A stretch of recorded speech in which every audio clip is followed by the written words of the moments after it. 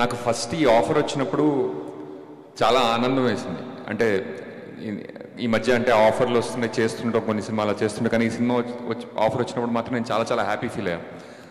ఎందుకు happy feel అయినా నాకు మెల్లిమెల్లిగా అర్థమైంది. అంటే సబ్కాన్షియస్లీ ఫస్ట్ ఆఫ్ ఆల్ నాకు ఈ మనిషి అంటే చాలా ఇష్టం అండి.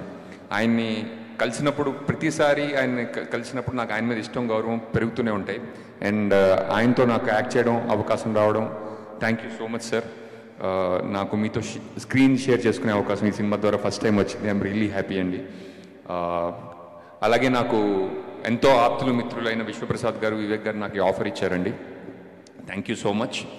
అండ్ నేను చాలాసార్లు నేను ఎప్పుడన్నా ఏదైనా ఇంటర్వ్యూకి వెళ్తే మీరు డైరెక్టర్ కదా, మీరు ఈ సినిమాలో నటిస్తే ఎలా ఉంది అని అడుగుతుంటారు. కానీ నాకు కార్తీక్ డైరెక్షన్లో చేస్తున్నప్పుడు సినిమా పూర్తయ్యేసరికి నా ఉద్దేశంలో I became a better director. అంటే అది నేను నెక్స్ట్ సినిమా తీసిన తర్వాత మీకు తెలుస్తుందేమో, నాకు తెలీదు. ఎందుకంటే ఇలాంటి సినిమాని మౌంట్ చేయడం, ఎగ్జిక్యూట్ చేయడం నాట్ అన్ ఈజీ టాస్క్ అండి. అండ్ కార్తీక్ దగ్గర నుంచి నేను చాలా నేర్చుకున్నాను. అండ్ నెక్స్ట్ సినిమాలో చూపిస్తా.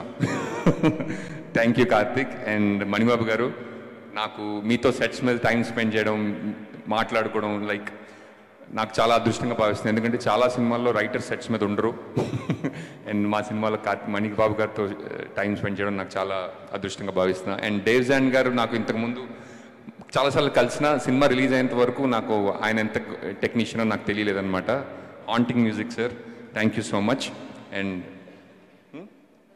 హాంటింగ్ మ్యూజిక్ అన్న కరెక్టే కదా? Okay okay, thank you. పద్మక్క, సినిమాలో అలా కనిపించారు, బయట ఇలా కనిపిస్తున్నారు. Kavya, we don't have scenes together, but I'm glad we are part of one film. Thank you.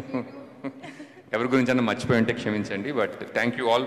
And ఎప్పటిలాగే ఎవ్రీ ఫ్రైడే మీరు సినిమా చూసి ఎలా ఫీల్ అవుతారని మేము వెయిట్ చేస్తూ ఉంటాం. And some Fridays are good and some Fridays are not so good. And ఈ Friday మాత్రం చాలా ఆనందం కలిగింది. Thank you so much.